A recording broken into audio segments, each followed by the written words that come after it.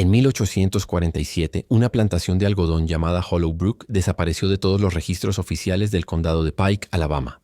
23 personas esclavizadas desaparecieron sin dejar rastro. El propietario de la plantación, el coronel Wendell Harrow, fue encontrado muerto en circunstancias que las autoridades intentaron desesperadamente suprimir. Su hija, Catherine Harrow, nunca volvió a ser vista. Durante más de 3 décadas, los terratenientes vecinos se negaron a hablar de lo que ocurrió allí, y cuando se les presionaba, solo susurraban: «La tierra recuerda». Antes de continuar con la historia de la plantación Hollow Brook y del hombre que cambió su destino para siempre, necesito que hagas algo. Si este tipo de misterio histórico te intriga, suscríbete a nuestro canal y activa la campanita de notificaciones. Y por favor, deja un comentario diciéndonos desde qué estado o ciudad nos escuchas. Nos encanta saber desde dónde nuestra audiencia descubre estas historias olvidadas de América. Lo que realmente ocurrió en Hollow Brook no fue registrado en ningún tribunal, periódico o Biblia familiar. Pero la verdad, enterrada bajo décadas de silencio y miedo, revela algo mucho más aterrador que cualquier historia de fantasmas: la capacidad del ser humano para transformar por completo su mundo a través de actos de desafío calculado, y los extremos a los que otros llegan para borrar esas transformaciones de la historia. El condado de Pike, Alabama, en la década de 1840, era tierra de algodón, pura y simplemente. El suelo, rojo por el óxido de hierro, era rico y fértil, extendiéndose por millas bajo un dosel de pinos y robles. La región había sido arrebatada al territorio Creek apenas 2 décadas antes, y las heridas de ese desplazamiento aún supuraban bajo la superficie de la educada sociedad sureña. Los plantadores se habían apresurado a comprar tierras baratas y a construir imperios sobre las espaldas del trabajo esclavizado. Para 1845, el algodón era el rey, y las plantaciones del condado de Pike generaban dinero más rápido de lo que el gobierno federal podía imprimirlo. La plantación Hollow Brook se encontraba en el borde oriental del condado, donde la tierra comenzaba su lento descenso hacia el río Chattahoochee. La casa principal era una estructura modesta de 2 pisos. El coronel Harrow nunca fue un hombre ostentoso. La casa estaba rodeada por 30 acres de campos de algodón, una docena de dependencias y viviendas para los 23 trabajadores esclavizados. El coronel era viudo. Su esposa había muerto de fiebre amarilla en 1839, dejándolo con una sola hija, Catherine, que tenía solo 14 años cuando comienza nuestra historia. Wendell Harrow había comprado la tierra en 1832, poco después de la expulsión de los Creek.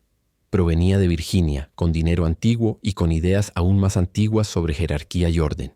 Sus vecinos lo consideraban un hombre justo según los estándares de la época, lo que significaba que rara vez usaba el látigo él mismo, prefiriendo contratar a un capataz para tales desagradables tareas. Asistía a la iglesia metodista de Troy cada domingo, donaba al fondo misionero y trataba a sus vecinos blancos con la cortesía esperada de un caballero. Pero la justicia en aquel tiempo y lugar era un concepto relativo, medido solo en comparación con la crueldad que otros estaban dispuestos a alcanzar. Entre los trabajadores esclavizados de Hollow Brook había un hombre que el coronel había comprado en 1840 a un comerciante en Montgomery. El documento de venta lo describía simplemente como Josiah, varón, aproximadamente 25 años, jornalero de campo, sin marcas distintivas. El comerciante lo había adquirido en una subasta de herencia en Carolina del Sur, y antes de eso los registros se volvían confusos.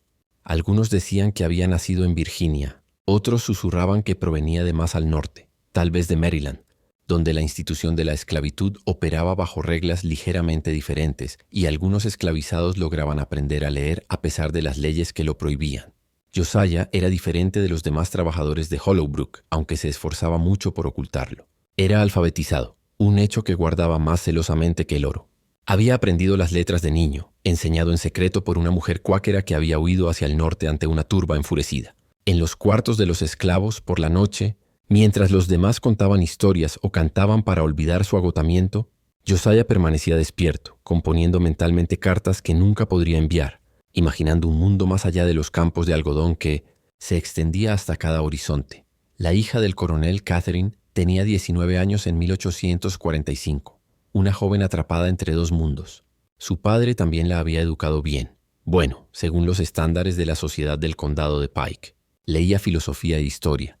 Llevaba un diario detallado y albergaba ideas peligrosas sobre la igualdad humana que había absorbido de libros que su padre no sabía que ella había encontrado en su biblioteca. Se esperaba que se casara, que se convirtiera en la dama de otra plantación, que perpetuara el sistema que sostenía su comodidad. Pero Catherine había comenzado a ver grietas en ese sistema, inconsistencias que carcomían su conciencia. La plantación funcionaba con un horario estricto. Los trabajadores esclavizados se levantaban antes del amanecer. Trabajaban en los campos hasta el anochecer durante las temporadas de siembra y cosecha, y tenían los domingos libres para descansar y asistir al culto. Cultivaban sus propios vegetales en pequeños huertos detrás de sus cabañas. Criaban gallinas y se les permitía quedarse con él. Dinero que ganaran vendiendo el excedente en su día, libre, una pequeña misericordia, que les daba la ilusión de autonomía mientras reforzaba su esclavitud. El sistema estaba diseñado para ser autosuficiente, para que la resistencia pareciera inútil y la obediencia razonable. Pero los sistemas construidos sobre el sufrimiento humano llevan dentro de sí las semillas de su propia destrucción. Crean una presión que se acumula de manera invisible, como el agua que se filtra a través de la piedra caliza, disolviendo lentamente los cimientos hasta que todo se derrumba sin previo aviso. En el verano de 1845, el coronel Harrow tomó una decisión que cambiaría el curso de muchas vidas. Su capataz de largo tiempo, un hombre brutal llamado Silas Fenton, había muerto repentinamente de apoplejía y Harrow necesitaba un reemplazo. En lugar de contratar a otro capataz blanco, lo que le costaría un capital precioso, decidió promover desde dentro. Eligió a Josiah. La decisión sorprendió a los demás trabajadores esclavizados y escandalizó a los vecinos de Harrow. Un hombre esclavizado como capataz era algo prácticamente inaudito en aquella región, aunque no sin precedentes en otros lugares. Pero Harrow tenía sus razones. Josiah era inteligente, organizado y, lo más importante, no había mostrado signos de rebeldía. El coronel creía que darle a Josiah una posición de autoridad limitada lo haría sentir parte del éxito de la plantación, que lo convertiría en un aliado en lugar de una amenaza potencial. Fue una catastrófica mala estimación. Josiah aceptó el cargo con la debida muestra de gratitud y humildad. Se mudó a la cabaña del capataz, una pequeña estructura separada tanto de la casa principal como de los alojamientos de los esclavos, y comenzó sus nuevas funciones. Organizó los equipos de trabajo, manejó los calendarios de siembra y reportaba directamente al coronel sobre las operaciones de la plantación. A simple vista, era exactamente lo que Harrow esperaba. Un administrador competente que mantenía a los demás trabajadores productivos sin recurrir a la violencia excesiva. Pero detrás de esa fachada, Josiah estaba haciendo algo mucho más peligroso. Estaba aprendiendo. Aprendió cómo funcionaban las finanzas de la plantación, cuánto se pagaba por el algodón en el mercado, cuánto gastaba Harrow en suministros, dónde se guardaban los documentos legales. Aprendió las rutinas del coronel, sus hábitos, sus debilidades. Y poco a poco, con cuidado, comenzó a compartir ese conocimiento con los demás trabajadores esclavizados, no a través de una rebelión abierta, sino mediante una educación sutil. Les enseñó a leer, usando la Biblia como pretexto, ya que la instrucción religiosa estaba permitida, incluso fomentada. Les enseñó aritmética, supuestamente para ayudarlos a administrar sus pequeñas economías personales.